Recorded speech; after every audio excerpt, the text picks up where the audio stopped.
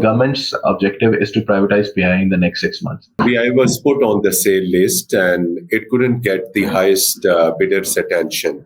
That was a big concern when PIA was put up for privatization. A lot of investors actually kept asking the government to do something about it. What is current strength of jets in Pakistan International Airlines?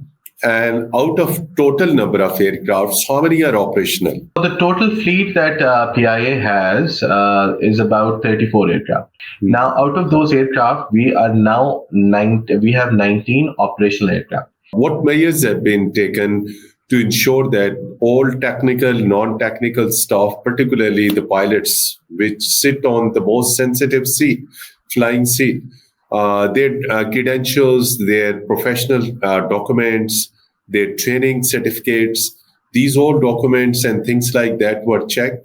We need to understand that despite the statement, the problem was not of fake degrees or fake licenses. That was said in a context that was not, explained, as a consequence to, whatever that was said. What PIA is going to do to promote tourism in 2025 in Pakistan? Last year, in fact, in last 3 years, we have worked extensively in promoting tourism especially in the northern areas of Pakistan.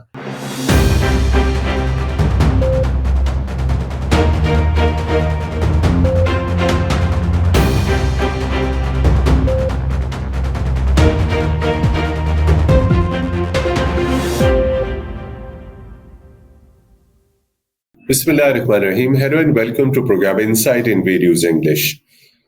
Dear viewers, every day we try to share some news stories about Pakistan's security environment, Pakistan's economy, and different things. Today we will be talking about Pakistan's state-run Pakistan International Airlines, which over the last many months have been in the spotlight and in the headlines.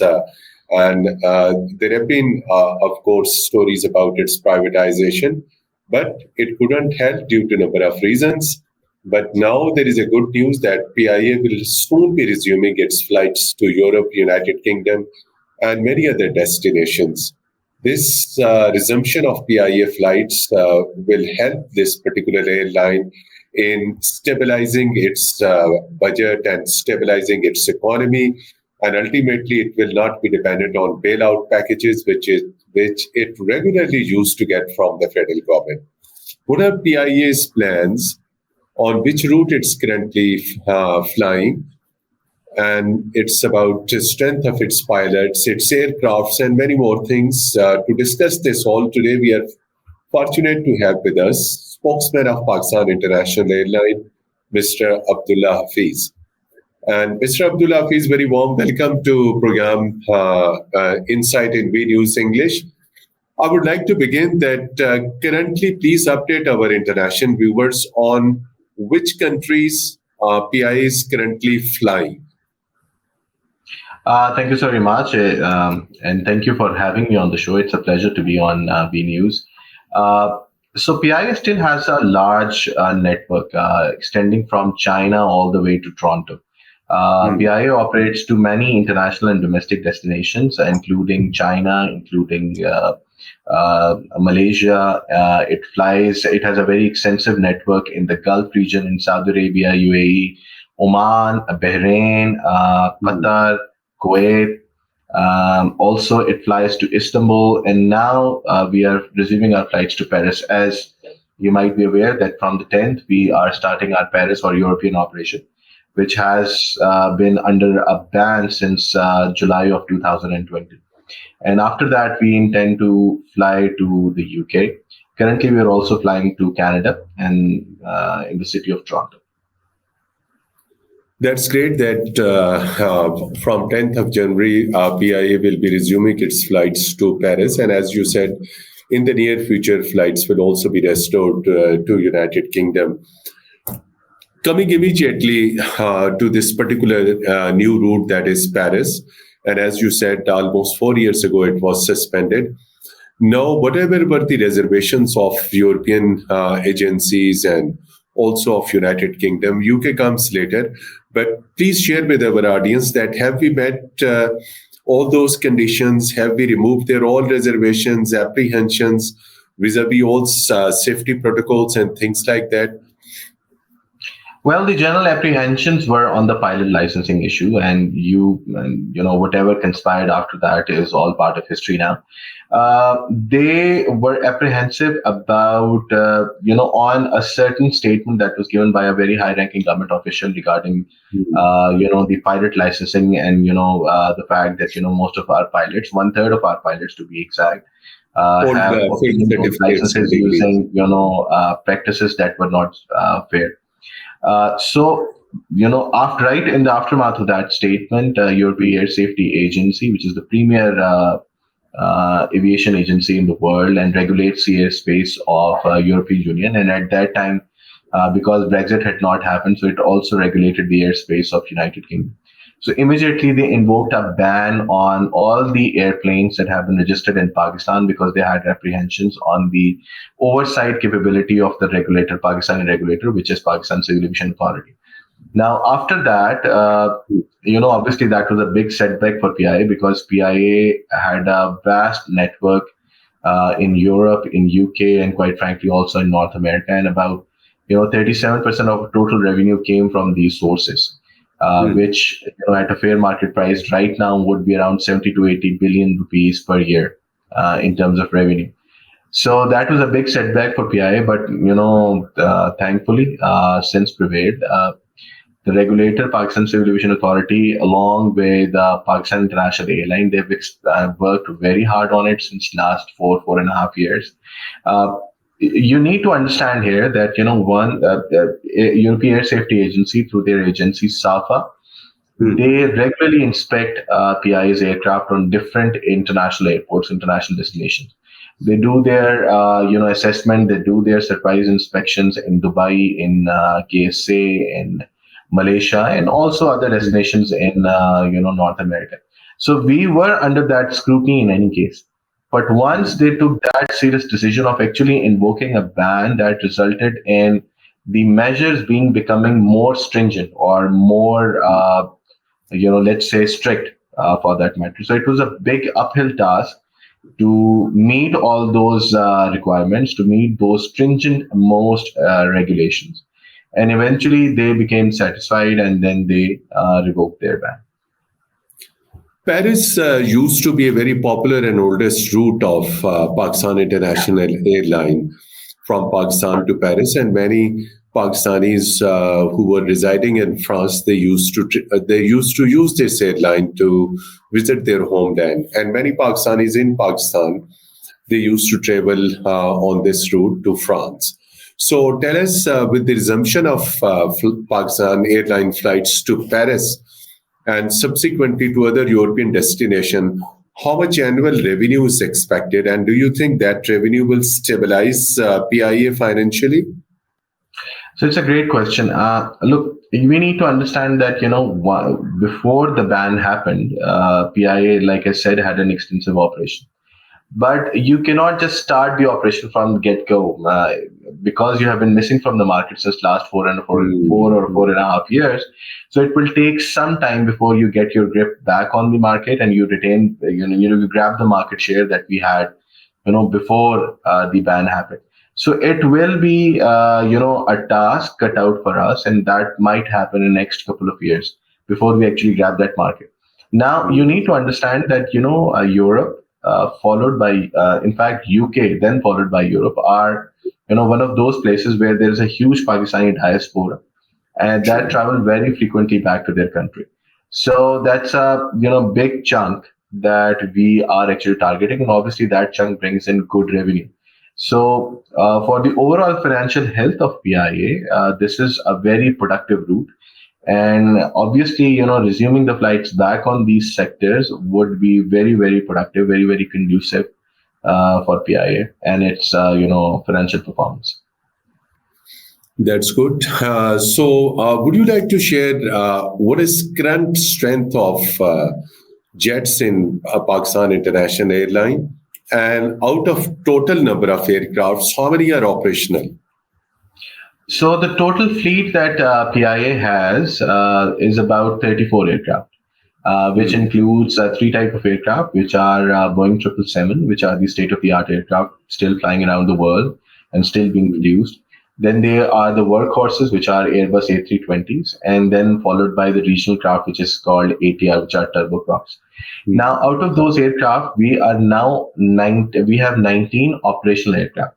Now, before, like I said, that before the ban happened, PIA had an extensive network, but because these sectors were not being operated, so our network actually shrunk, and we actually had to send a lot of aircraft into storage. Now we are getting those back, one after the other. We have actually reoperationalized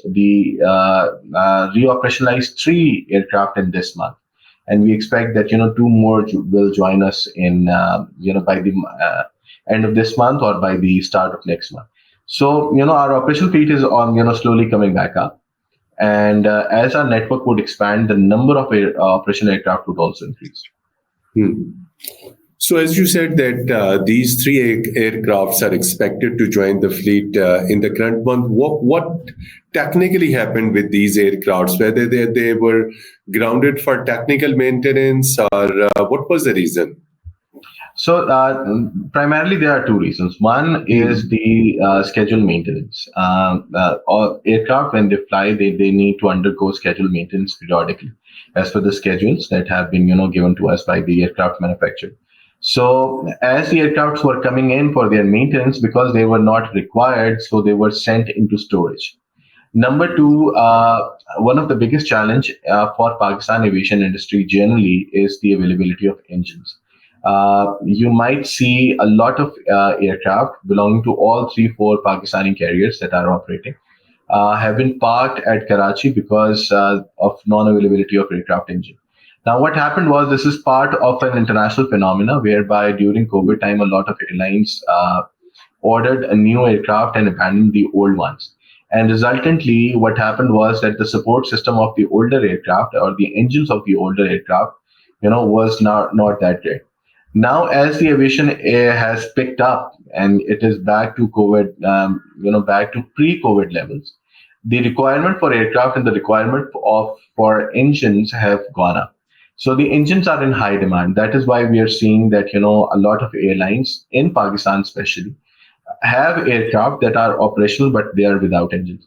So PIA faced the same challenge, and we actually had 9 aircraft engines on order, and we are getting them slowly. So that is why the three aircraft that I just mentioned, and they have been operationalized by securing engines for them, and we are expecting another 7 engines, in fact 6 engines, joining us by the end of this month, which means that we'll have 3 more aircraft coming back into the operational duties. So, coming to the overall human resource strength, what is the overall human resource strength? And do you think that human resource overall you have that includes technical, non-technical, marketing, and this all, are they capable of meeting the new challenge now, and particularly the expansion of Pakistan International Airlines flight network? As you said, it is expected to reach to many European destinations. So, accordingly, the human resource is ready to meet the challenge, the growing passenger demand and marketing and reach out and many other things. Now, you need to understand that since last 3-4 years, there has been a lot of retrenchment in the employee strength of PIA, and we now stand at around 7,100 employees. But we now think that we are fairly employed in the sense, not fairly in the sense that the number that we currently have is fair enough to meet the operational requirements for our business plans that we have devised for ourselves, including the expansion that you have mentioned. Now, if we go for an aggressive expansion, whereby we start operating to more than the destinations that we used to operate, and we increase the number of flights for UK going back to pre-COVID levels, and then North America and other regional sectors, then we might need to have more operating crew, which is cockpit crew, pilots, and cabin crew. So we might be facing a shortage of these crew, In Pilots case we particularly. go to a very pilots and cabin crew, in case we go to that aggressive push, to expand our network exponentially. So, what is the current strength of pilots? The pilot strength currently stands at around 386. We used to have around 450, but 380 pilots are okay to operate the number of aircraft. In fact, a little more if we stretch them. So I think we'll be covered by the mid of this year if we follow the expansion plan that we have for ourselves. Now, but like I said, a lot depends on what government has planned for PIA because that is a very sensitive topic because government's objective is to privatize PIA in the next 6 months. If that does not happen, if PIA is allowed to grow, or if PIA sets a very aggressive target for itself, then that's a separate story. And at that juncture, we might be needing more crew. What is the per aircraft breakup overall implies with a per aircraft? Is it around 500 or 500 plus? No, if you divide 7,100 by 34 aircraft, the ratio stands at around 200. So that's a very healthy employee to aircraft ratio. We And used to what is have that? around 500. 500. No, 200. 200. So Okay. divide 71 by 34 and you'll get the ratio. Now you need to understand that yes, we were an overemployed organization. Yes, our numbers used to be at around 500 people per aircraft, but not anymore. Since last 3-4 years, due to natural attrition, whereby people are retiring in numbers, because we have not hired people since 2012. So now coming to, as you said, that in the next 6 months, there will be again an attempt to privatize Pakistan International Airlines. In the past, I mean, just hardly a few weeks ago, when PI was put on the sale list and it couldn't get the highest bidder's attention. So ultimately, the process was cancelled. Stalled or cancel, yes. Exactly. The process was cancelled and it may take now in 2025.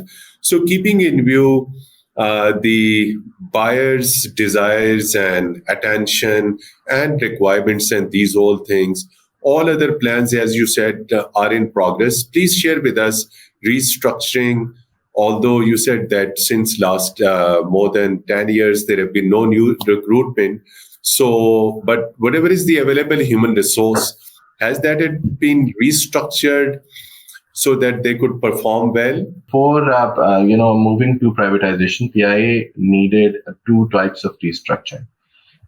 First aspect obviously belonged to the operational restructuring or the reform process that you have spoken about, which meant that you should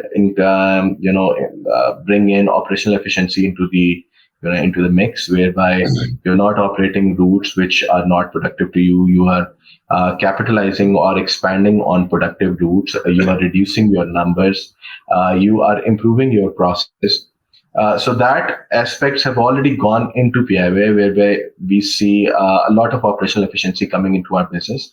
Whereby in last year, 2024, after probably 2 decades, PIA had announced an operational profit of around 9 billion rupees. That has not happened since 2003. So the operational efficiency or the reform process has already been undertaken by the government to make it more attractive for the investors when it comes to privatization. The other aspect was the financial restructuring part of PIA. Now that was a big challenge because the amounts were great, and quite frankly that was something which the investors wanted to see before they could get interested in PIA. So PIA was an organization whereby our assets to debt ratio exceeded 1 to 7. We had an asset of around 100 billion rupees, and our total liabilities stood at 800 billion rupees.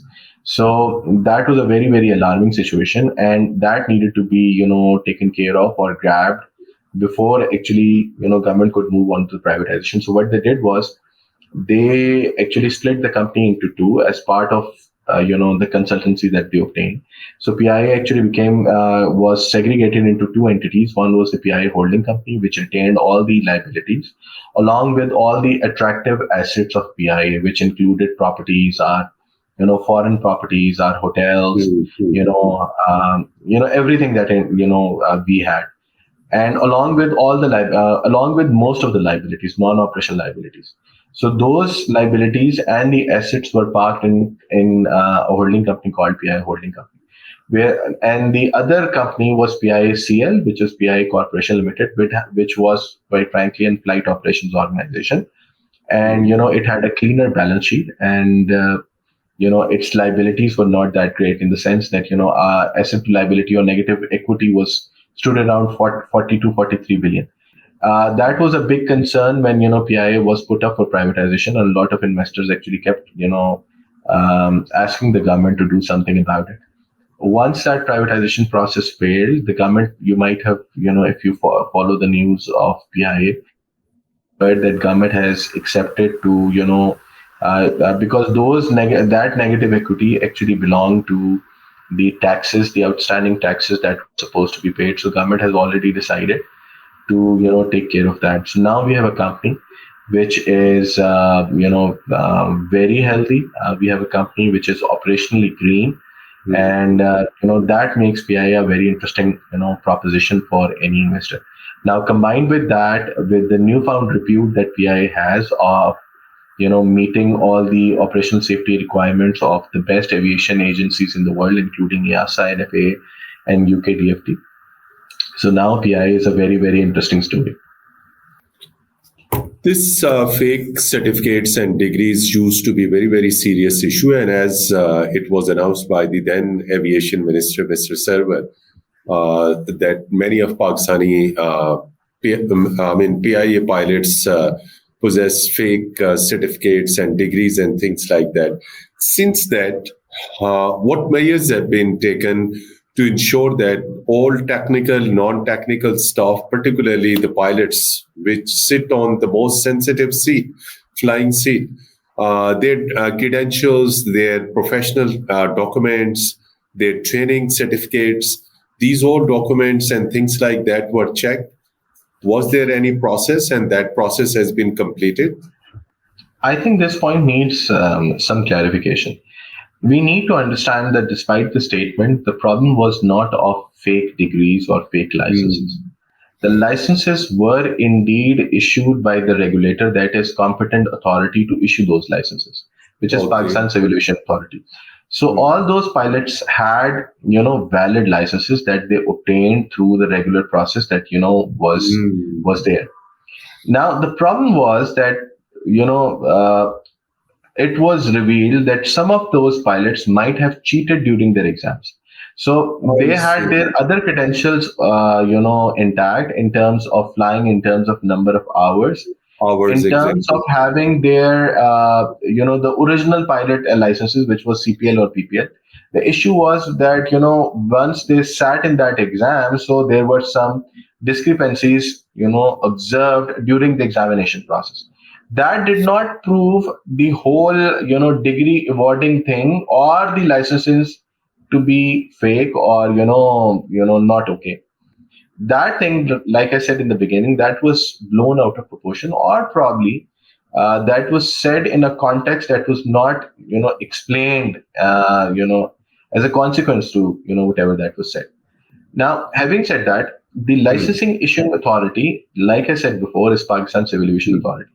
So what they did was they actually, in order to satisfy the concerns of international regulators, which was primarily UK and Europe, so they outsourced the whole licensing process or the whole licensing thing to UK Civil Aviation Authority. So just like Pakistani students take IELTS or TOEFL exams, they now take pilot exams which are issued and accredited by UK Civil Aviation Authority, and those pilots are now issued license by Pakistan Civil Aviation Authority as per British standards, exactly. As per British, and in fact by British authorities, not just at their standards, because we also comply to the standards that they have. Just to make this whole process very transparent, so they just outsource the whole licensing process. So this is how it is. So we need to, like I said, we need to understand that the issue was not about fake license, and also you need to understand that in that statement it was said that we have around 850 pilots in Pakistan, out of which 262 pilot had fake licenses. Now, out of those 262 pilots, PIA only had around 28. So the challenge was not about having PIA pilots to be, only PIA pilots to be having fake licenses. The challenge was much widespread. So it addressed the whole pilot community of Pakistan. I hope I've explained what the Exactly. real challenge. Another important thing is, as far as Pakistani passengers are concerned, and when PIA fly to different European destinations, with compared to Pakistani and International Airlines, there used to be complaint against PIA about timing. So please share with our international audience, because currently passengers are very sensitive about timing, exact departure timing, exact landing, and things like that. Has this timing timetables improved? Flights are taking off exactly in time. Well, Yes, quite frankly, I Abdullah think sir. this is what your viewers need to inform you, because I would obviously say that we are. But Punctual. statistically proven now, our on-time performance now stands at 90%. There is considerable efforts 90%. that are going in these days of ensuring that there are timely departures. Like we said, the challenge was the availability of the aircraft. The challenge was the focus that PIA's management had. The priorities of the PI management, which dictated by the government, was more on facilitating the whole privatization process. Now that process is behind us, and the new process is about to start. We have focused on our operational, modalities. So because of that, and because of the focus that we have, our now operational, on-time performance is, at a remarkable 90%. So time flights are departing on time, they are arriving on time, and this is something that your viewers might also, would like Right. to acknowledge and appreciate. Abdullah Sahab, this airline industry plays very vital role in promotion of tourism. If we look some of the countries which are much smaller than Pakistan, they earn huge revenue from tourists, and particularly from these flight operations, by offering very reasonable economical packages and things like that. Recently, there have been very good positive report about Pakistan Pi's cable news network that Gilgit-Baltistan of Pakistan must be in 2025 visit by global travelers. So this is just a point sharing with you, keeping in view very good tourism potential in Pakistan for domestic and for international tourists. What PI is going to do to promote tourism in 2025 in Pakistan? Well, we need to understand that Pakistan is PIA and PIA is Pakistan. Exactly. And as the national flag carrier and also the national ambassador of Pakistan, it is our duty to actually attract foreigners or people, to Pakistan, to showcase the potential that we have. Exactly. Pakistan, fortunately, is blessed with a diverse landscape. Ranging from vast coastlands to deserts to the highest mountains in the world. Last year, in fact, in last 3 years, we have worked extensively in promoting tourism especially in the northern areas of Pakistan. Hmm. So Skardu is on our map. About 3 years ago, 3.5 years ago, we used to have about 5 flights a week for Skardu, about 2 flights a week for Gilgit. During summer season, we operate about 21, 22 flights a week to Skardu. Now we have opened Skardu to Lahore, to Karachi, to even Faisalabad and Multan. We are now operating international flights going into Skardu from Dubai. Same are the plans. There is some airport infrastructure issue at Gilgit. Otherwise, we would have opened Gilgit to the world as well. So PI is working very, very extensively in promoting tourism in Pakistan, especially in the northern areas of Pakistan. Any plan to resume flights to those destinations in Pakistan which were earlier closed, although airports are there, and PIA used to connect to those stations only? So, any plan to resume flights to those closed stations within Pakistan? So it's a good question. We need to understand that PIA would now operate flights which are commercially viable. Commercially You also viable. need to understand. You also need to understand that because of infrastructure standard that have gone up in Pakistan, the travel Mm. distance between a number of destinations have reduced. For Reduce. True. example, take an account of a Lahore, flight between Islamabad, Islamabad and Lahore. Exactly, Lahore and Peshawar, Islamabad. Islamabad, exactly. So in Lahore and Islamabad, non-stop, you can do if you're driving, you can do it in 3.5, 4 hours. Now, if Mm. you are taking a flight, you might need to go to Islamabad airport about an hour before the flight. The journey Mm. itself take about, if you're traveling from Islamabad about 30 minutes, if you're traveling from Rawalpindi about another 40 minutes, then in 1 hour of flight and then going, outside, the flight time is the same. So with motorways coming up, the flight requirement between, on distances between, for example, Islamabad and Lahore, or Lahore and Multan for that matter, or Islamabad and Faisabad for that matter, Mm. have reduced. So probably flight might not be conducive if you start operating between these smaller sectors. But other than that, we are operating to Turbat, we are operating to Gawadar, we are still Mm. operating to Gilgit, Skardu, Peshawar, Faisalabad, Sakhar, for that matter, Multan for that matter. So, Mm. PIA has the largest network in Pakistan by all means, Mm. but the requirement have between the connectivity between smaller places have diminished because of the road infrastructure, that has come up. So South Asia is again a very strategic region. Any Yeah, plan, there's one more very important example, that is please? a flight between Islamabad and Sedu Sharif Mengora Sawar. So, Exactly. What distance is the between status of Islamabad that? and previously, it was a 5.5, 6 hour journey between Islamabad Mm. or Rawalpindi to Swat. Now, because of the motorway, the new motorway that have come up on the CPEC route, the travel distance is now 2 hours. So there is no point of actually taking a flight, and To Sedu going to the Sharif. airport now. Mm. You can go to now Sedu Sharif in 2.5 hours. So because of Mhm. the road network, because of the And CPEC routes, the motorways, requirement is exactly. 2 hours. Actually, I was coming to this South Asia. So please share with our audience. There's also a huge tourism potential within South Asia. So we also heard reports last month that PIA is trying to resume flights to oldest route through Dhaka as well. So share with Yes. us Dhaka, New Delhi, Kathmandu, and Maldives, and these all destinations. Please share with that which are the So preferred destinations.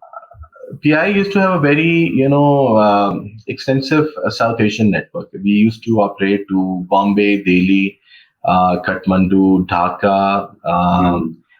Sri Male. Lanka. We used to operate to Sri Lanka. I'm not sure if we operated to Mali ever, but we used to operate to Colombo. We used to operate to Dhaka. We used to operate to Bombay, Delhi, and Kathmandu. But unfortunately, and purely from aviation standpoint, the whole geopolitical situation of this region has deteriorated in last couple of decades. Hmm. Hmm. Now the overall environment in those countries for a flight operation is not conducive enough. For instance, we tried our best to keep on operating between Bombay and Karachi and Delhi and Lahore because there Hmm. was extensive traffic on these sectors. But things were made difficult for us. Our funds were withheld by these governments. There was a By lot the of Indian government, of course. even Bangladeshi government. So we still Hmm. we had our funds, withheld by them for more than 3, 4 years, 5 years, if I remember correctly. So because of those situations, because of the geopolitical factors, the flight operation actually eventually Hmm. got terminated between these sectors. Hmm. Now uh, things are warming up between Pakistan and Bangladesh, Bangladesh. and obviously Dhaka is on our radar, and we are actually working on it of resuming a flight to Dhaka. But let's see how On things New go. Delhi? Sorry. On New Delhi route, any plan in future? New Delhi and Bombay might be a far-fetched idea at this point in time, quite frankly. Hmm. Probably Dhaka, and we might consider Colombo at some point in time in future. For India, a lot of things needs to improve before we actually get to a point whereby we start thinking like that. Hmm. Finally, I would like to seek your comments. What is the status of PIA properties, which used to be a very hot cake for not only for Pakistan but also for PIA, because these were owned by PIA. Roosevelt in New York and the Paris Hotel and other properties. What is the status? Are they being retained by PIA? Are they also part of privatization process? Please share your thoughts.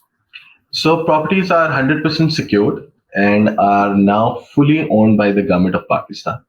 And like I said, they have been retained in the holding company that was created in May of last year.